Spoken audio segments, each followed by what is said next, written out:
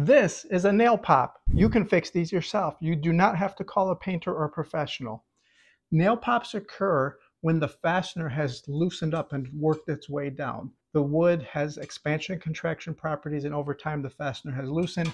Also, vibration up above can cause it. Rest assured, it's very common. I see it in most homes. It's not a structural problem. You can fix this yourself. Start by removing the fastener. Now, if it's a nail, throw away that nail, replace it with a screw. In this case, it does happen to be a screw. We're going to back that out.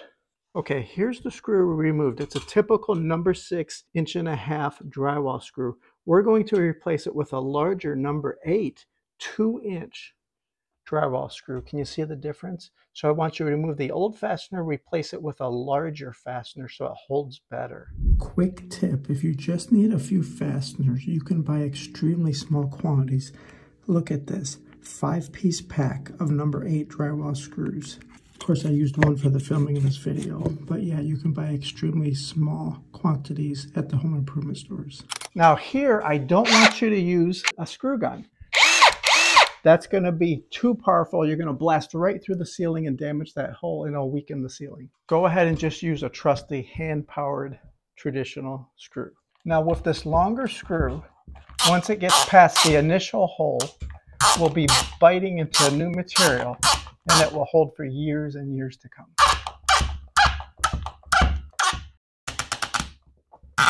Okay, so here I want you to snug it up, but don't blast through the drywall or the plaster too far. You want just a little bit of a pocket to hold the material.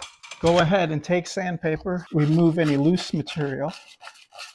Now here the product of choice is going to be simple spackling. Spackling comes in a few different varieties. If you use caulk in this circumstance, caulk is not sandable at all.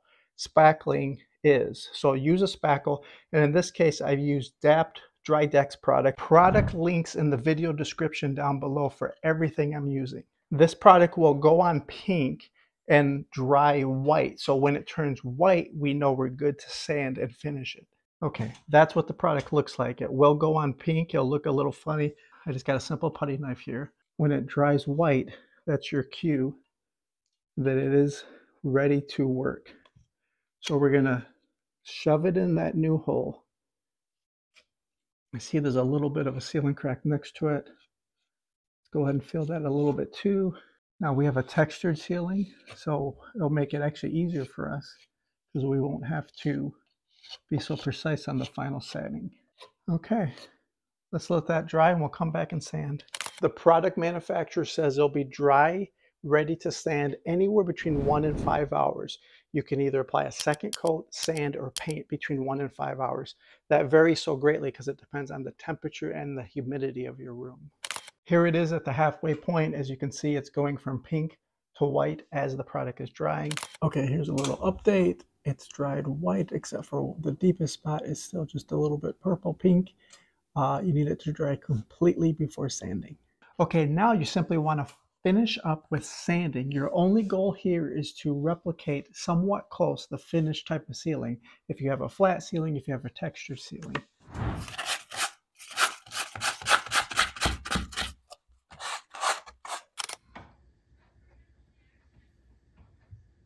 Okay, keep going until you're satisfied with the final product, and then you can come back with a finished amount of paint if you'd like to. Hey guys, I know you can do this yourself.